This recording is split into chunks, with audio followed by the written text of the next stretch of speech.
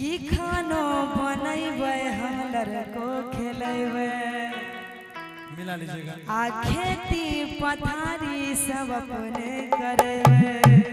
अच्छा कि हो जाइबो परदेस पिया कहिया। अरे बोला ना मिला हे सुना ना।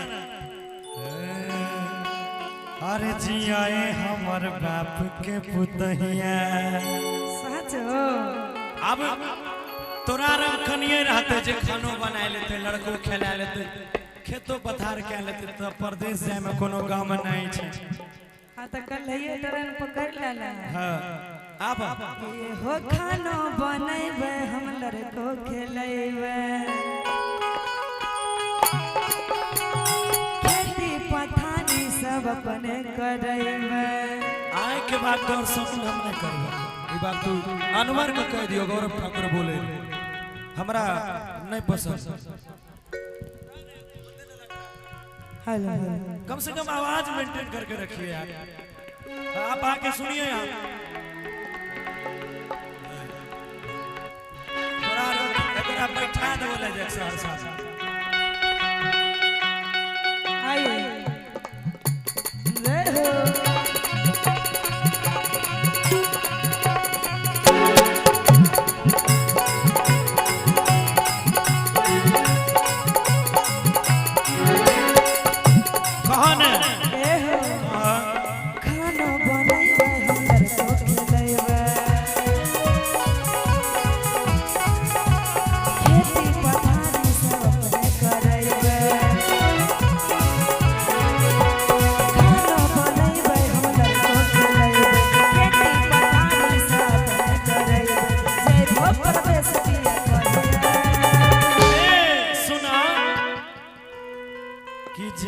हमर बाप के पुतहिया जियाए हमर बाप के पुतहिया जियाए हमर बाप के पुतहिया जियाए हमर बाप के पुतहिया। एहो खाना बनैबे हम लड़को खेलेबे खेती पथारी सब अपने करेबे।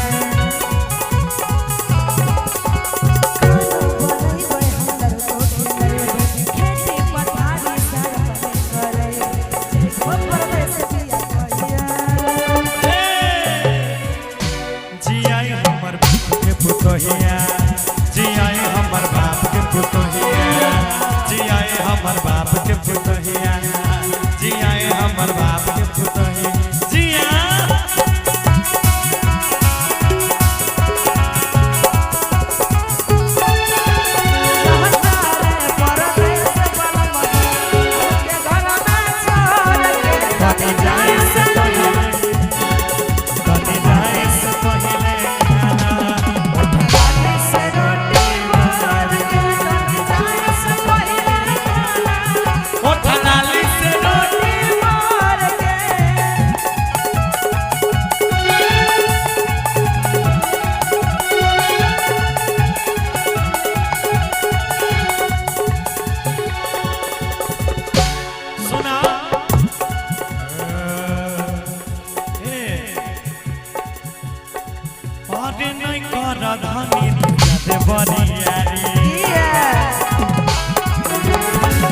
तू बेसी बरियारी नहीं कर हमर बात मान भूला नहीं कि तो छी हो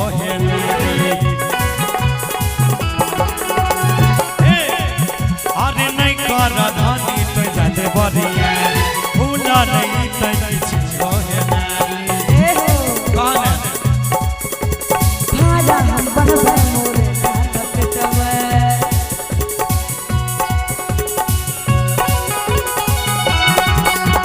भाड़ा हम बनबे पेटवे